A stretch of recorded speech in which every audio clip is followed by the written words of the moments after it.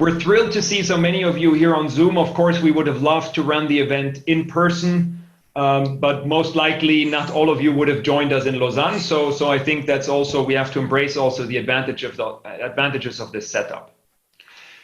Today is an incredibly exciting day for us, and there I could find at least 4 reasons for that. I think, first of all, after more than 2 years of, I think, relatively hard work, we are finally launching our newest book, The Family Philanthropy Navigator, which of course is the main reason of celebration today. The second is that we felt today was an important day, not only because of the book, but it's a symbolic day for various reasons on top. Today is Giving Tuesday, and it's also the pre-Christmas season, the Advent season, and it's a critical period of the year when we should be thinking of others around us in the family and abroad and beyond. And so it's an important period of the year when it comes to philanthropy. Thirdly, we are launching a journey together with you. We're creating a movement, and beyond the book, we are trying to create a movement of giving and helping and working with others and trying to move this world into becoming more equitable and sustainable. And lastly, we are, and we will talk about that more later, we are ourselves as authors embarking on a giving journey today, which we think is extremely exciting, and we will talk more about that later as well. So my name is Peter. I'm Professor of Family Business and Entrepreneurship here at IMD. I'm the Director of the Family Business Center and also the Debiopharm Chair for Family Philanthropy. And if I may just spare 1 or 2 words on that, the Mauvernay family, Debiopharm is a family business, and the Mauvernay family has 3 years ago endowed IMD to launch a chair on family philanthropy.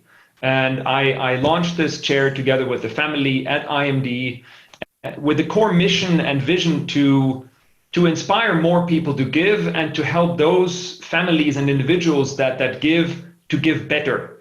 So to make philanthropy more effective and efficient. And I think the product of this work over the last couple of years, the Navigator is one of those vehicles through which we want to exactly achieve that goal. I'm extremely delighted to run this webinar together with my 2 co-authors. Etienne Eichenberger, who will introduce himself in a second, is not only a world-class philanthropy advisor, he's also on the advisory board of the Debiopharm Chair, and that's how we got to know each other. And Malgorzata Kurak, who is a research fellow, a postdoc, working with me at the Debiopharm Chair. Etienne. Thank you, Peter. Hi, everyone. It's a very exciting day, I agree, and I look forward to the time we share. Thank you to everyone taking the time, be it early or late. You said it, but it's an exciting time. My name is Etienne Eichenberger. I'm a co-founder of a company called Wise Philanthropy Advisor. And as Peter said, I'm also part of the advisory board of the Debiopharm Chairs, and very pleased to be today and embark on that journey. And you rightly said, Peters, it's something special when you have, when you've been working on something that you have the possibility to share with others. So I'm thrilled with the time we're going to have, and I do, like Peter's and Malgorzata, hope it's the starting of a process. We've been cooking our own kitchens, but that kitchen had also many guests, as you will see in our conversation in the next hours. The last things to build on what Peter said is that I think very often philanthropy is an inner journey before to be a structured process. So our book, as we will outline, is trying to give simplicity to that process. But we acknowledge that actually the inspiration, the urge, the need of philanthropy is embedded in many, and I should say of generosity as well. And we look forward to that conversation with you to give you some of insight of what we thought could be useful. So I look forward to the next hours together. Malgorzata. Thank you, and to welcome everybody. My name is Malgorzata Kurak, and I am Research Fellow at the Debiopharm Chair for Family Philanthropy at IMD Business School.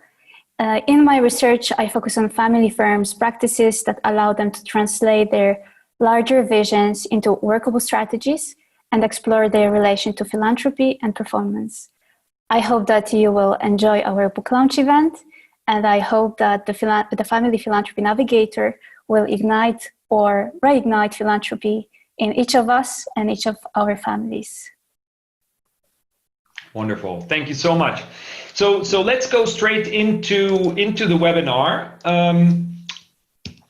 Some of you have been on philanthropy webinars of ours before, and a typical question we like to ask in the beginning is a simple question, and just to understand who is in the room. And the question is, are you and or your family philanthropically active? Yes, we have our own foundation. Yes, but we don't have our own foundation, but we give to other foundations or activities. No, we are not yet active, but we would like to initiate a journey, or no, we are not. So I'm going to launch a poll, and you will see the poll popping up now. So just quickly select, I'll leave it up for 1 minute, just quickly select which one applies to you. It's again just for us to understand who is in the room. So we have 45% voted already. Great. Keep voting. Yes, we have our own foundation. Yes, but we don't have our own foundation and give to others. 3, no, but we would like to start. 4, no, we're not philanthropically active. Maybe yet. 72%. I'll give you 10 more seconds.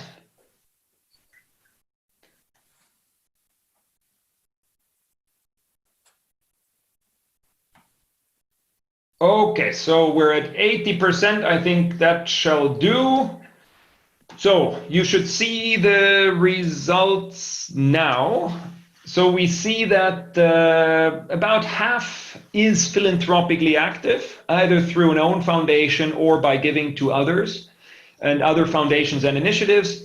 And about half of you is not or not yet philanthropically active. So I think that's a pretty equal split, and that's perfect. So thanks a lot for that. It was just to get a bit of a feeling for who's in the room.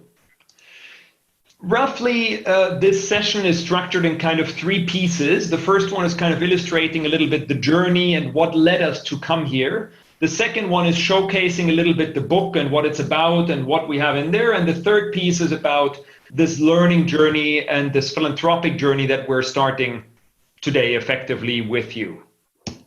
So if I can just quickly open up, as we said in the opening, this has been, and don't try to read this, but effectively this has been a journey that literally started in September 2017 when I joined IMD and we launched the Debbie Farm Chair for Family Philanthropy. Because as I said, the vision and mission of the chair was very much and is very much about helping many to give and to help many more to give better and well. And so we launched on this journey, and pretty much from the get-go we said we think that there are many exciting evolutions in the field of philanthropy, and there's a lot we can do and should be doing, and how we can make this very fun and practical and engaging and exciting.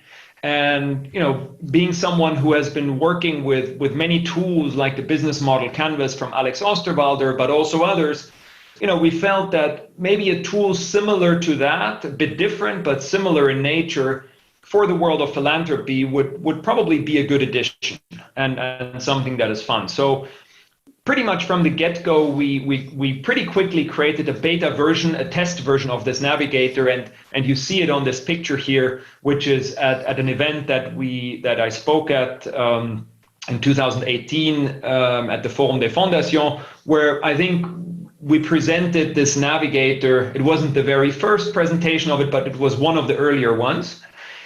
And the responses from participants was actually quite encouraging, where they said, oh, great, when can we start using it? And this is really exciting. And we started realizing that in a number of workshops also with the Family Business Network, where over the course of 2 years, we've been running numerous workshops with families, we came to the realization that actually this tool, or back then this beta version of the tool, triggered quite exciting conversations among the families, conversations that otherwise they wouldn't have had.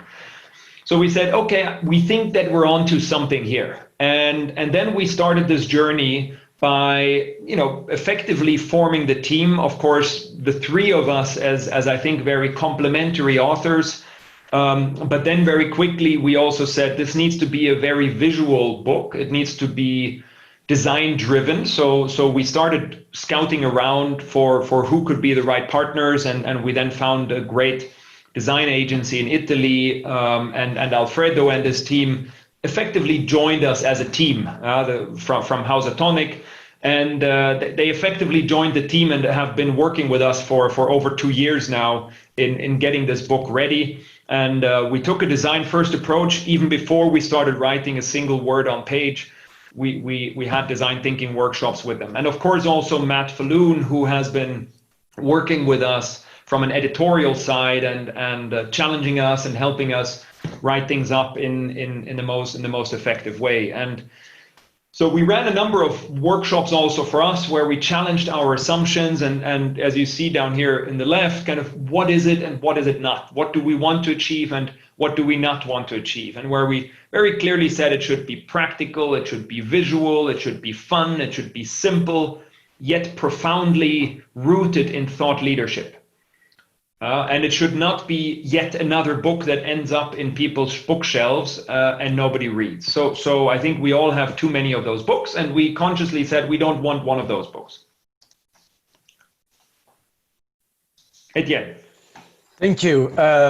So in reality, I mean, to complement what you just said, I mean, at some point we really, Alfredo and his team were in Milan and Bergamo, and we were in Switzerland and Zurich and Geneva, and we gather also as a team to work together. So on the picture on the left side, we spend in Grindelwald, I mean, not too bad, you would say, and I would agree, but we lock us down into a chalet and we spend a few days to really start together and really, as Peter was saying, to get really the thinking of the design with the thinking of the ideas, and making sure actually we make the information accessible and easy. And I have to say that I've been involved in few different projects, but that elements of combining the visual right from the beginning was extremely stimulating. And while this built us rightly so at the beginning of the year, a strong team working together and sharing also moments of fun beside moments of works, we also, as you said, Peters, have also wanted to check also constantly with communities if what we were doing was, relevant and appropriate. And then you mentioned some of the workshop with VFBN that were also attending Verbier with the Verbier Festival and others with some banks. We could really test, and also with our own clients. And below you see a picture, a very nicely gender balanced picture at IMD. We were able to run a great workshop with with few actors, and maybe some are now, I think some are also with us on the phone. We could really test our ideas, get challenged by them. And we, as you will see later from the book, on the navigators, we could really test questions to be asked, answer to be given. So that was really also the stimulating part to right from the beginning, to move from a beta to a proven versions. Obviously still your use will make it now the difference, but it was a great journey. And the second stage on that sense was very meaningful. Malgorzata. So as Etienne mentioned, our journey has also been shaped by the current crisis. And in this picture here, you can see that we shifted from working face-to-face to interacting in a remote way only. We were very fortunate to be able to run our last workshop with philanthropies that you can also see on the picture below in early March. And since then, together with a member of our design team in Italy, we had worked together on Zoom, and each and one of us from our homes. It has been a challenge to not be able to meet in person, but we were able to turn it into an opportunity. And as you can see, here is the fruit of our collaboration, the Family Philanthropy Navigator. Woohoo! Yes, so today is the publication date, of course, an incredibly exciting day for us. And we have our prototype, our final product actually in hand, and this is very, very exciting for us. And so this was a journey in itself, but like everybody who has published a book before knows, writing the book is one thing, but then getting the book out is a whole other thing, and that's really where the work starts. And we must not fall into the trap of being the inventor in the basement that invented something great and then nobody hears about it. So that is also where we need to start with the communication. And that's what we're here for today. So to give a bit of context, why we actually embarked on this, and I hinted to that a little bit in the beginning. I think fundamentally we see a number of things happening in the world of philanthropy. First of all, we see kind of what I show here is this evolution of the philanthropy space, and we call it the third wave of philanthropy that we are in today. While the first wave was very traditional, charitable giving, oftentimes through religious structures, and that was roughly up until the mid 18th century. And at that point, through the Industrial Revolution, we saw the sudden rise of industrial families and very successful business people who accumulated wealth and a different type of wealth than what you would have had in the past, maybe through nobility and other sources. So in the second wave, of course, it was this kind of new upper class that was giving in a more structured way by institutionalizing their giving and creating foundations. And of course, some of the more prominent names here that come up in that time are the Rockefellers and the Carnegies of this world, but many others as well. And of course, not only in the US, but also here in Europe. But the third wave, we're kind of in a massive transformation, and we feel that this is an exciting time because, of course, in some way through digital technology and through a more entrepreneurial approach and an impact-driven approach and a globally connected approach, with hyper awareness of what's going on in the world, we're embracing philanthropy from a very different angle. And fundamentally, having worked on this now for some time, we came to realize that there are a number of trends that are part of this modern philanthropy. And one is that through digital technology, but not only, but largely, there is an inclusiveness of giving. There is a democratization of giving, meaning that it's not only the affluent individuals that can now give through their foundations, but it's really everybody who can give. And if it's $5 or $10, it makes no difference. It makes a difference, but it doesn't make a difference there's no cutoff in that sense. Yeah. Then what we see is that the next generation is seeing itself as an agent of change. What does that mean? Digital natives, millennials, the ones who are on the receiving end of a massive transfer of wealth right now, are seeing themselves as agents of change and taking on the responsibility to fix some of the things that were broken before. Through digital technology, we have a real-time global awareness of things going on in the world. We know exactly what's going on. We know exactly when part of an ice cap is breaking off, because everything is tracked, everything is transparent, and everything is real time. So, we have this hyper awareness of what's going on, and that triggers a lot of emotionality of people saying, oops, this is not good, we need to fix this. Then we see, kind of a mixture of different things. We see a rise of mega donors, which you see in the bottom right, which is, through technology, many entrepreneurs have generated massive wealth in a very short period of time, and they, but also enterprising families and affluent individuals in general, are trying to give in a meaningful way, and we see, and that goes back to the point over here, spending down funds. So instead of saying we have perpetual funds, we want to spend down, meaning if I want to give $1 million. Instead of only taking the interest, I actually spend $1 million over a shorter period of time to have a lasting impact.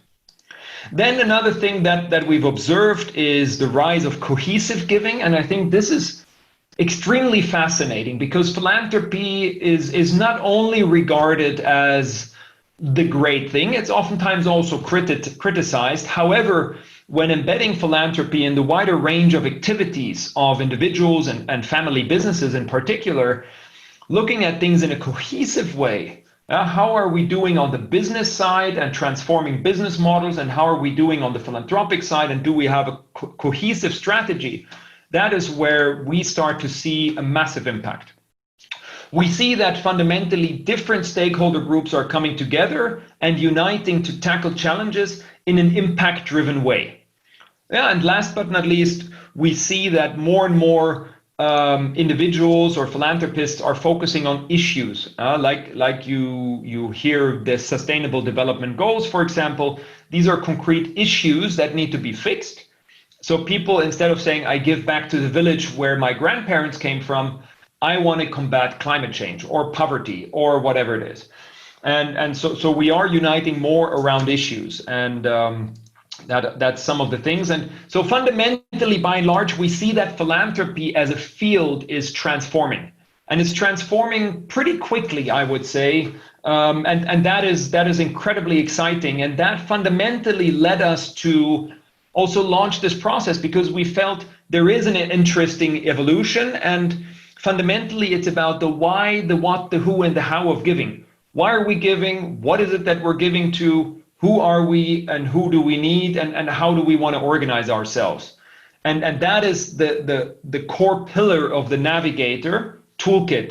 And Etienne will now walk you through some of the more detailed aspects of the toolkit and the frameworks and the activities in the book. Thank you, Peters.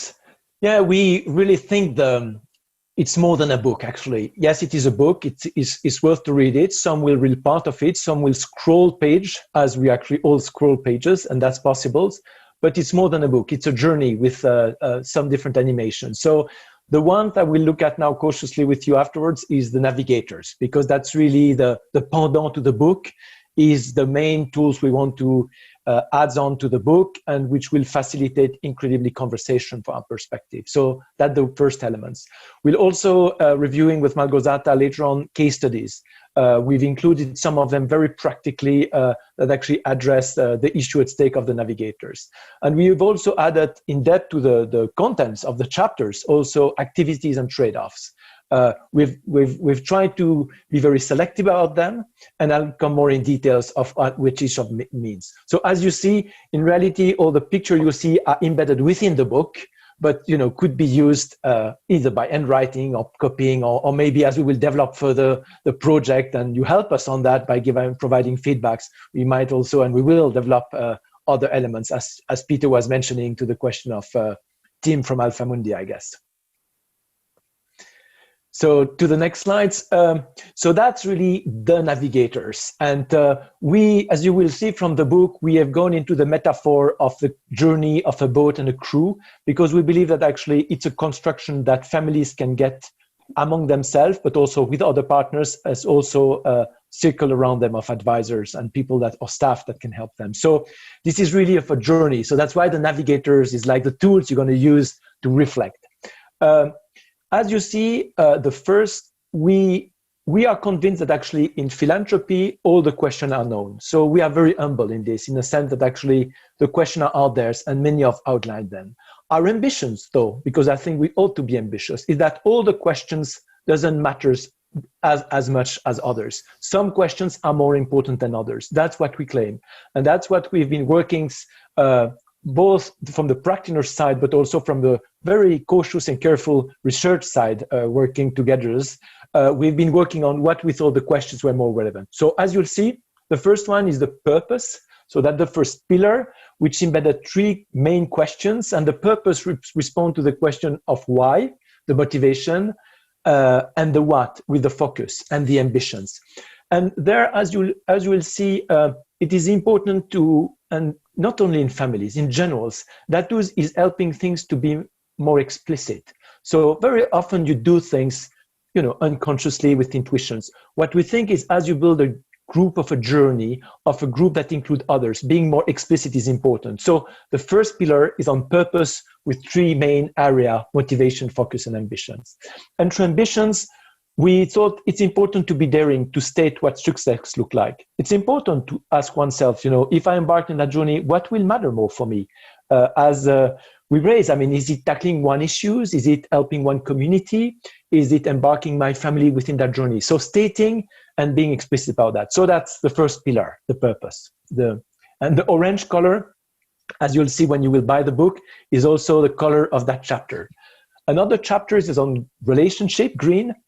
Relationship, from our experience, is the second set of very important questions, because in reality, the journey of philanthropy is made out of relation with others.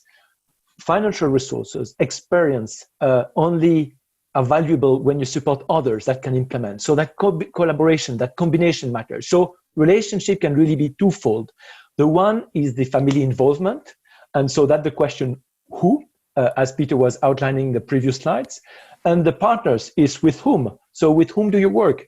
So in that series of questions around relationship is really, how do I move from the initial impetus of me in philanthropy, because philanthropy is about oneself willingness to contribute to greater good, to a we relationship with family members and with partners or other foundations. The third pillar is organizations. And it is not the least pillar. And we had a tough choice to summarize the questions how into three main areas. The one area is resources, talent, treasure, times. What do you put on the table? What do you need? What you don't have? What is not on your table, but on your head? How do you combine the resources? The governance is a broad topic, but a very important one on how you get organized. Structure, decision, process. It is very important. And as you are more mature in your process, that's the next step, which is very important. And impact, this is the silver bullet. I don't like the idea of a silver bullet, but what I mean is what we all aspire for, and we have done as entire sections. Last but not least is learning. We've dedicated one section also on learning, and that's not because we are advisor or academicians. It's because philanthropy is a learning journey. And when I've been working over the years with people, I'm always thrilled to say, when donors say, I receive so much more than what I'm giving. So how can you learn from that? How can you learn from others? But the section of learning is being very practical. In the book, it's at the infant stage, and we'll certainly further develop that parts.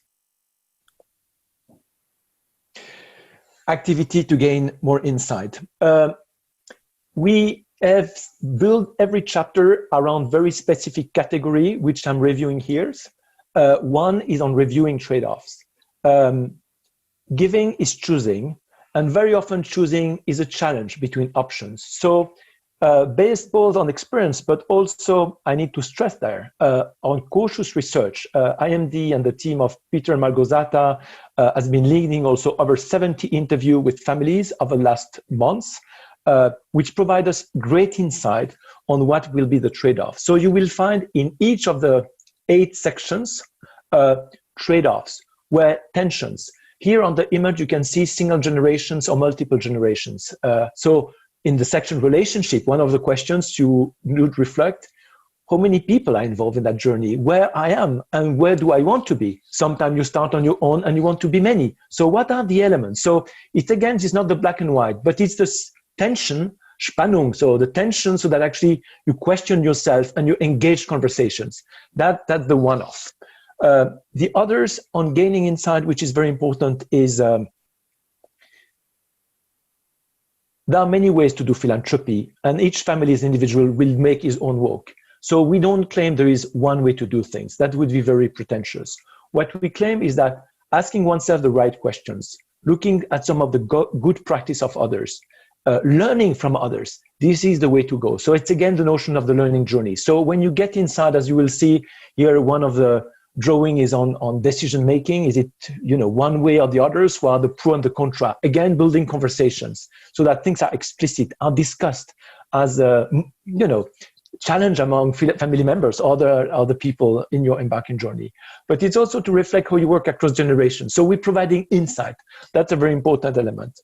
And the third, which is not the least, is also building yourself. Again, we claim and we are ambitious is that through activities in each of the chapters, and there is regularly 2 up to 3, we propose activities we think are helping beside the theory, beside the insight, beside the trade-off, to put your ideas and to work. So it's very didactical, step 1, step 2, step 3, step 4.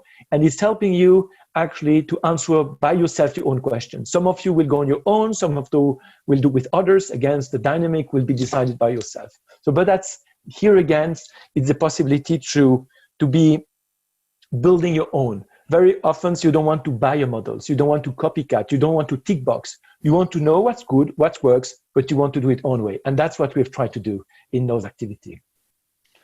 If I may just very quickly add to the trade-offs, because I think this is an important one. And you briefly mentioned the research project, and indeed, I think the research part that we've done over the last 2 years, has been instrumental in understanding also the complexities of philanthropy. And as you showed on the previous slide, there are 32 trade-offs that we kind of uncovered. There might be more even, most certainly, but it already shows if on each one of these decisions you can turn left or right, you can understand the complexity of the space. In mathematical terms, that's 2 to the power of 32 combinations.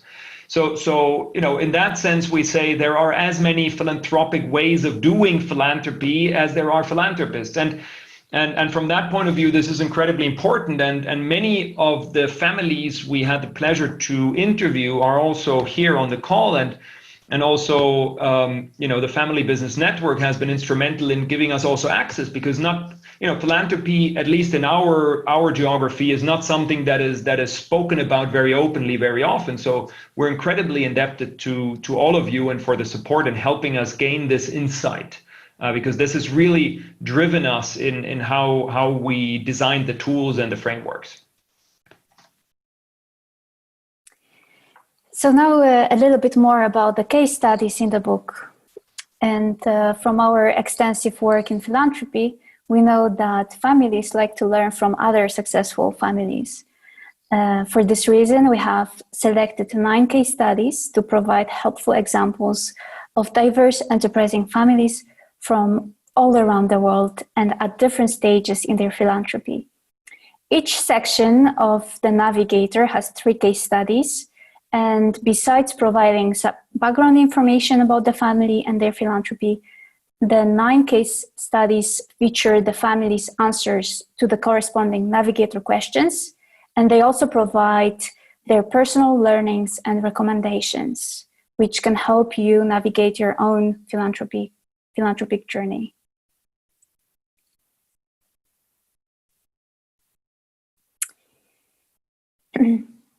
And as Peter and Etienne have already mentioned, in philanthropy, there is no one-size-fits-all guarantee of safe passage.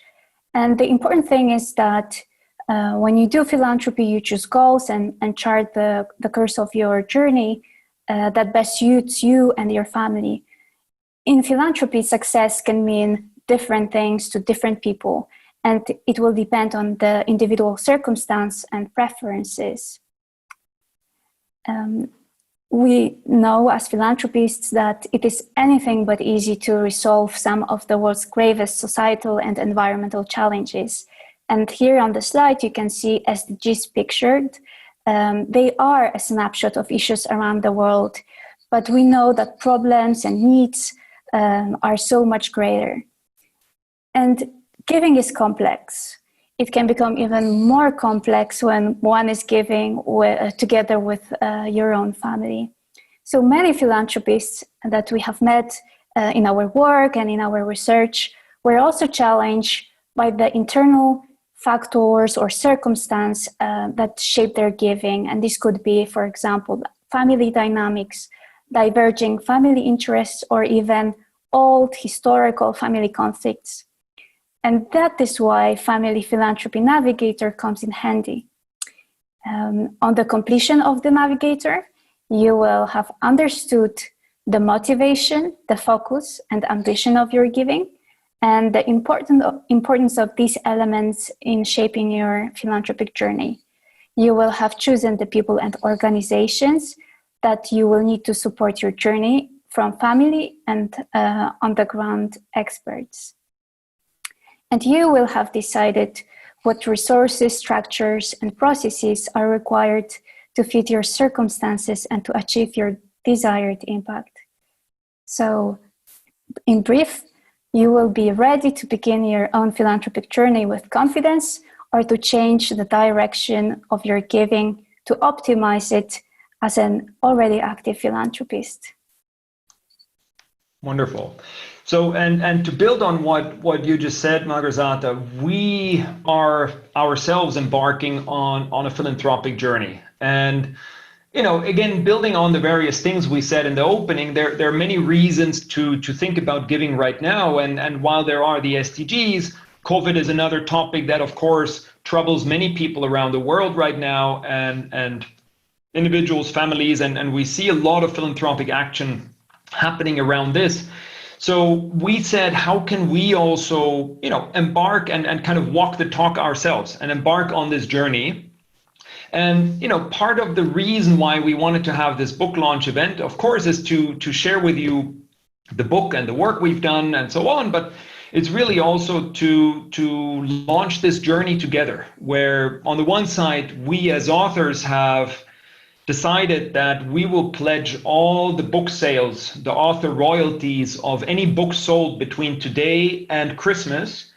We will donate to a local charity, and Etienne will talk about that in a minute.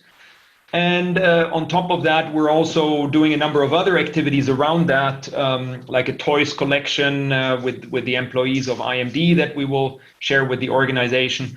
But in this journey, we also need a relatively big megaphone, and we need all of you on board as supporters of this initiative. So that is what before we close, and I know we reserved 45 minutes, so that's technically another 7 minutes. So Etienne, would you like to share a little bit about the cause we decided to support? Yeah, thank you, Peters. And, reason to make support are endless, but we thought that actually, as we were, all conscious that actually COVID has brought to light new fragility, we decided, many could have been right choices, but we decided to go for Mère Sophia, which is an organization who is providing access to food and shelters to people in fragility in Switzerland. And it has been an experience to many that actually in developed countries, there is much more fragility than one could see. So we thought with the resource we have with the sales of the book, we would like to support families and individuals that have access to food because that's what required. And Mère Sophia is actually today in Lausanne launching a big, broader shelters. So the idea is to provide, with the financial resource we'll get, supports for those families that need to have access to food. We also envisage with Peters and Malgorzata to also volunteers, because we feel walking the talk is a very important one. And while we consider that as we do our research, our publication, we are not donors, we felt that actually it was important to have also some part of oneself in that journey to be giving. So that was what we wanted to do with Mère Sophia. And Jan, who's actually maybe with us today or maybe later on, the Director General of Mère Sophia has been very supportive, and we look forward to that, collaborations, which is very important to us and which you will help us to achieve as we will be selling more books.